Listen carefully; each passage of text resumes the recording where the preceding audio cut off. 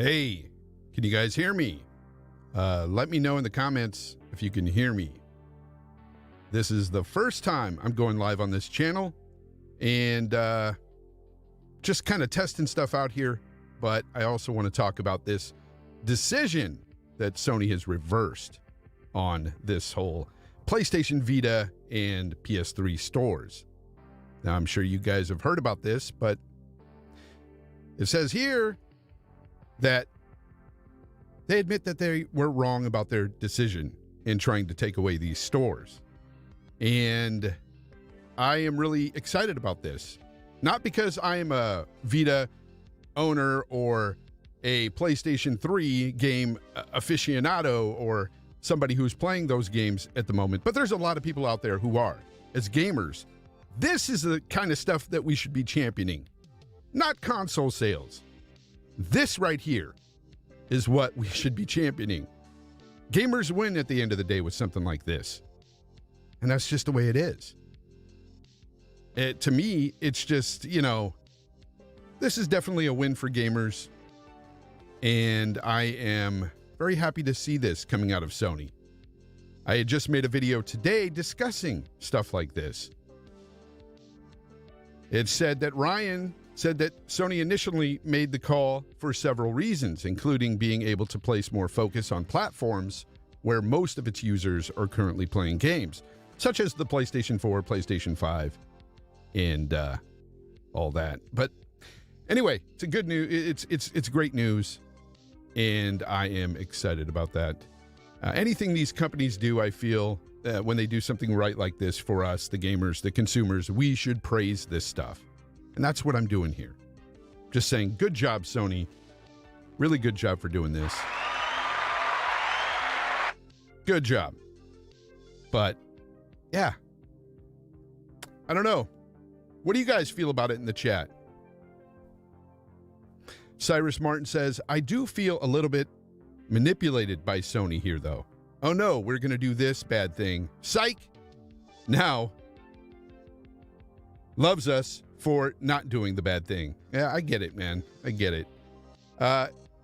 It's one of those things where Sony really doesn't talk much to the consumers, to us gamers. And on one hand, I kind of understand it because Xbox does a lot of talking to its fan base, and sometimes it kind of messes with their emotions, messes with, some of their plans. Let's say that they tell their consumers something, they tell them one thing, oh, this is coming, and then it doesn't happen. That is the problem with sometimes talking too much. However, I feel that Sony doesn't say enough. And this is something that I'm really, I like to see this out of Sony. I really do. The Indie Gamer, what's up, man? It's good to see you, man. Fun Speculation says, it shows what happens when Sony finally is feeling some pressure from their consumers and the mind share of the competition. It's true. It's true. It has a lot to do with not only us as gamers and consumers saying something about this situation and putting out videos, talking on Twitter about this stuff, but it's also good that Microsoft is competing finally. They're competing. It may not be one-to-one. You're looking at Game Pass versus traditional buying game style, company like Sony. You still got to buy the games there and stuff, but I get it. It's competing, and it's good to see, and all this good press going on for Xbox right now. It's about time to have some good press for Sony, and I really like this. What's up, the blue one? Cerebral Paul says hi. Hello there, Cerebral. Yeah, so anyway, I just wanted to make a quick live stream and just, really put it out there to let you guys know I'm not a fanboy. I've never been about, I hold this console in higher regard to that one because I like this plastic better. I really don't care about that stuff. Like, yeah, we all have our preferences. We all have our favorite consoles. You can't deny that. Throughout history, I love the Dreamcast. The Dreamcast is one of my favorite consoles ever. Didn't do too well, but it's one of my favorite consoles ever. But I still owned everything else and still played things. I didn't care where it was at. I didn't care about none of that. A guy really told me on Twitter today that he only cares about sales when it comes to Sony, that he only wants to see them do well. We all know what that would do to the industry if Sony was the only one doing well. And like I told him, you have one company that does really well and no other competition. That one company is going to screw you. Best believe. It's not good for the consumer, not good for us gamers. So, J Street says, what's up? Stop making sense. People don't like that. Well, I can't stop making sense because this is just how I think. A lot of people don't stop and think before they tweet or they make a video. And I think that's a lot of problem within this community. So hopefully sometimes I am heard by people out there. I know you guys here right now are pretty sensible people and you guys understand all this stuff, but there are a lot of people out there in the community that don't care. Like they don't want to hear it.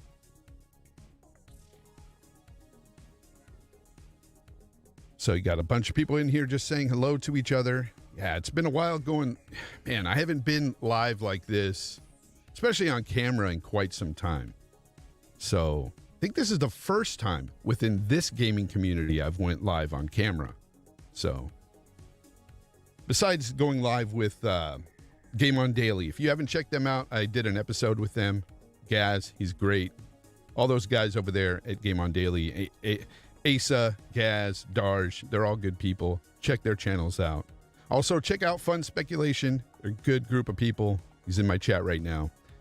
They like to have fun and they have gaming nights on the weekend that are just funny to watch.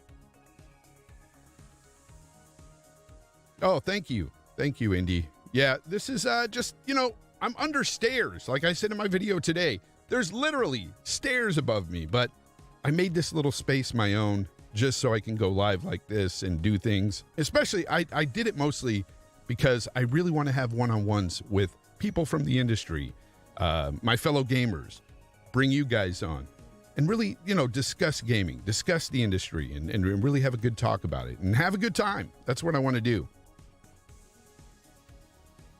Yeah, there's no intro to this video today just because we are just going live. Yeah, I appreciate that bit. I appreciate that. And like I said, I'm going to be doing more of these because they're just fun to do, man. I like jumping up on here and doing things. Kind of nerve-wracking a bit, I will say, because you're used to it. You've been doing live stuff like this for quite some time, Bit. Fonz is the chosen one like Harry Potter. I'm not the chosen one, but yeah, under these stairs, yeah, it is kind of like Harry Potter.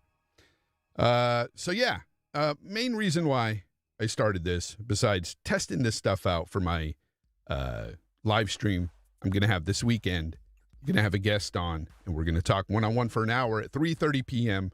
Eastern Standard Time, Sunday afternoon, right after the Iron Lords podcast.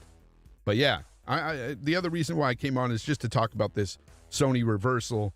I really like this. What do you guys think about this in the chat? Seriously, I mean, you may not be a Vita owner or even be playing some PS3 games or thinking about purchasing PS3 games, but this is just a win-win because there are people out there who really do play these games and own Vitas. And, the developers, that's another thing.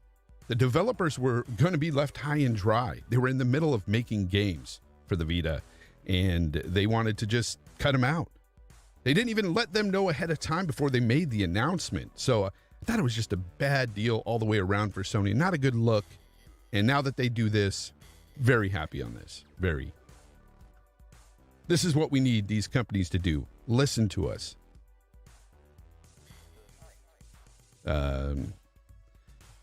Rest in peace, PSP, though. Funny thing is, I actually still have my PSP. My PSP has been at work in my locker for, oh man, how long ago did that thing come out? Was it like 12 years ago or longer maybe? I don't even remember how long ago. I had that thing day one, and I'm not a handheld guy, but I bought one thinking, I may play it at work when we have some downtime, and I've left it there ever since. I think I've got a copy of Madden. I don't know which one that would be, but it's old. Ramon Terrell says, What's up, Ramon? Good to see you, buddy. Until and unless they reveal a legacy backward compat solution, they need to keep these stores open. 100%. I'm with you on that. Because there's a lot of people there who won't have access to these games if they close these stores, and there are some truly legendary games within the PS3 library. Some would even argue for Vita. But in any case, I need to get a new charge cable for my Vita. Yeah. I'm sure you can find those anywhere. It's pretty awesome to see these devs actually have the time to make these games. Speaking to the Vita devs, been thinking about revisiting the PS3 again. Yeah, it's true. Oh, thank you for the super chat, man. USO Vinny, thank you, buddy, man. I enjoy your tweets on Twitter and your comments on my videos and stuff, man. Thank you for all the support. Seriously, a lot of you here, man. The Indie Gamer, Ramon, Fun Speculation, a lot of everybody here. You guys have supported me on my videos and stuff, and I appreciate that. But to your super chat, love the setup. I'm excited to see more streams from you. I think it's great, but it's honestly like a bare minimum. Well, you got to start somewhere, Vinny. You got to start somewhere. This is a company that just doesn't normally really talk to its customer base or engage much. And usually when they make a decision like they wanted to make, usually it's cut and dry. That's going to happen. So you got to start somewhere. I think this is a big step. I think it's a big step for Jim Ryan and the rest of them. I give him some kudos. I really do. And you know how I feel about Jim. I mean, come on. Where is it at?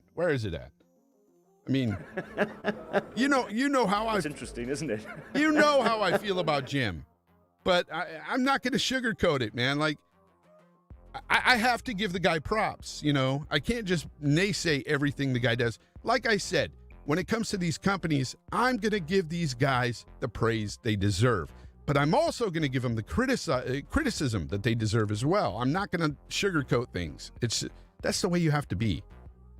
I think as content creators, we owe it to our subscribers to do so. Can't always be one-sided. That just doesn't work. It'll have people questioning your integrity. It'll have people wondering, why am I even sub to this guy? And I don't want those questions. I just don't. This is the first time I can remember Sony reversing course without a judge's order. To my recollection, I think this is the first time. I mean, I can't think of anything else that they've reversed on, but like I said, you got to start somewhere. This is a big move. I really like this move. So, what's up, Slow-Mo? Good to see you, man. Yeah, so anyway, you got to get me for one of these one-on-ones. BitCloud, I'll definitely get you in, man. There's a lot of people in this community. I do want to get involved with a one-on-one on my on this channel and talk to them. I want to push for industry guests as well, because a lot of times, and I'm going to say this, and I'm not going to point at anybody in particular, but you know how it works with industry guests. Usually with industry guests, because I've had my own podcast before with mixed martial arts. I'm sure you've heard me say that before. And I used to have a contract with a small MMA company where I would basically interview all their up-and-coming fighters. Now, when I wanted to interview some of their bigger fighters, there would always be this thing you would have to do, like send in questions, and they would have to approve it. And sometimes they wouldn't approve it, and sometimes they would say, no, you can't talk about this or that. It's the same thing with these industry folks in the gaming industry. It's the same thing. Their PR will not let you ask certain things because they don't want you to catch them on something or make them feel uncomfortable. And I'm not saying that I would do that necessarily, but I want to have a real conversation. I don't want it just to be all about, well, this is the set of questions and this is all we can talk about. really, I want to find people who want to really openly talk. And I know, I understand there's certain things they can't say. I get it. And I'm hip to that. And I could do that. I've done it before, like I said. But you got to let me question you in some places, in some areas. I just don't like these cookie cutter, oh, how's it going with this game you guys got out now? Oh, yeah? Well, I like this part in the game, blah, blah, blah. Oh, yeah, we did that to do that. Like, no, I want to ask some really hard questions sometimes. And I just don't think it's organic or it feels natural when it's just these basic set of questions. And you could tell, like I could watch interviews and I could tell when that's hitting. So, yeah, that's basically what I want to go after on this channel. Not saying I'm headhunting because I don't want to kill my channel, but I do want to be able to ask some questions, damn it, like some hard questions. Yeah, and that's why I decided to go on camera. I never wanted to go on camera. I never did. I've done some skits in the past on my older channels, and then I decided, no, I pulled away from that. I didn't want to be up front and center. But then I said, okay, well, it was really the Iron Lords. Shout out to the Iron Lords. Cognito and King David, they really push for this whole camera thing, and it was really them that really got me to start thinking about going on camera again. But it really does make a difference. It helps connect me with you, you with me, and especially when you're talking one-on-one to a guest, if we can see each other, it's a much better organic feeling. So that's what I want to do here.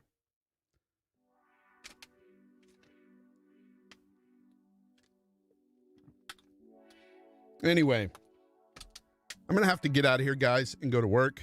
But I just really wanted to come on here and tell you guys that I really appreciate it. And Ramon, it shows Ramon in blue. I don't know if that's anything. I'm sorry. Oh, Ramon, did you become a channel member or something? If you did, I appreciate that so much, man. I'm new to this, man, so I really don't know. But if you did, thank you, brother. Ramon Terrell is one of the coolest guys I've met on Twitter, on social media, period, as well as a lot of these guys. Bit, Cognito, Dealer, Cyrus even. Cyrus is a great guy, too. If you guys aren't following Cyrus, he does a lot of talk about, a lot of retro stuff. Cyrus is the man.